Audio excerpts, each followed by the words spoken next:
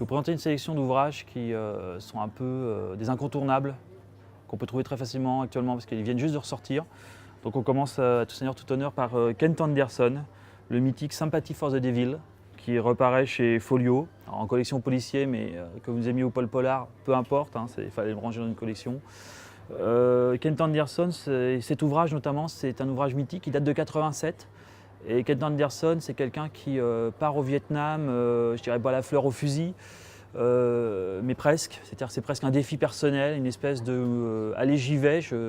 Il est sur les campus comme nombre d'Américains de l'époque, dans les années 60, fin des années 60.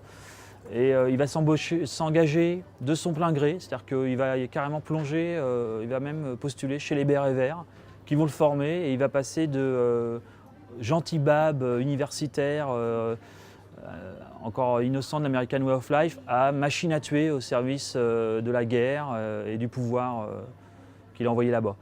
Et il va revenir, et forcément il va connaître ce qu'ont connu tous les vétérans, c'est-à-dire que la guerre du Vietnam n'a pas été florissante pour eux, et il va s'apercevoir qu'ils ne sont pas forcément bienvenus à la maison, les GI, et notamment lui, par son statut de béret vert et de machine à tuer, va s'apercevoir qu'il a beaucoup de mal à se réinsérer. C'est-à-dire c'est un livre sur le Vietnam, de l'intérieur, mais aussi sur l'après-Vietnam, également de l'intérieur, avec tous les problèmes que ça a pu lui poser. Si vous voulez lire autre chose qu'un livre historique un peu pompeux, bourré de dates, mais le vif de l'intérieur, voilà, c'est un témoignage à vif. C'est aussi un vrai livre littéraire, c'est-à-dire qu'il y a une belle écriture.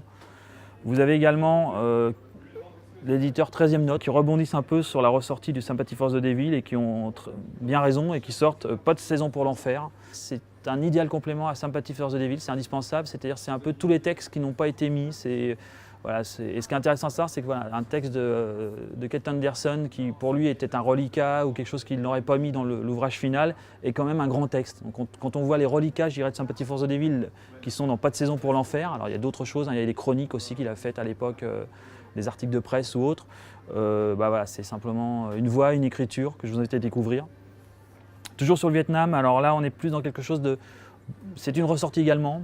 Donc c'est Premier sang de David Morrell aux éditions Gallmeister. C'est aussi un éditeur à suivre, hein, dans les anglo-saxons. Il y a beaucoup de très bonnes rééditions et de nouveautés intéressantes chez Gallmeister. Donc David Morrell, Premier sang, ça ne vous parlera pas forcément comme ça immédiatement, à part si vous êtes cinéphile, c'est Rambo.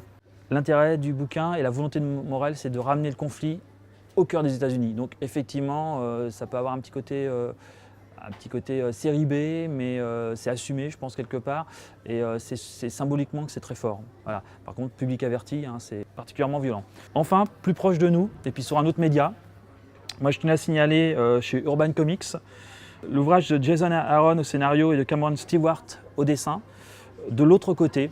Donc c'est un ouvrage, on est plus proche de nous, on est en 2006-2007, donc on peut légitimement prendre beaucoup plus facilement entre guillemets la parole sur le Vietnam. C'est un conflit qui historiquement maintenant est, j'allais pas dire digéré, mais il est un peu plus loin. Vous avez en fait la vision des deux côtés. C'est-à-dire que vous avez le jeune soldat américain à l'image de Kent Anderson et de plein d'autres malheureux qui sont partis un peu la fleur au fusil là-bas. Vous avez le jeune GI américain qui s'est engagé et qui va se retrouver dans ce conflit à l'autre bout du monde et qui va en baver. Mais vous avez aussi la vision du jeune Vietnamien qui va s'engager dans l'armée Viet Cong. Et en gros, on a vraiment perpétuellement un parallèle des personnages entre ce que vivent les deux combattants de chaque côté.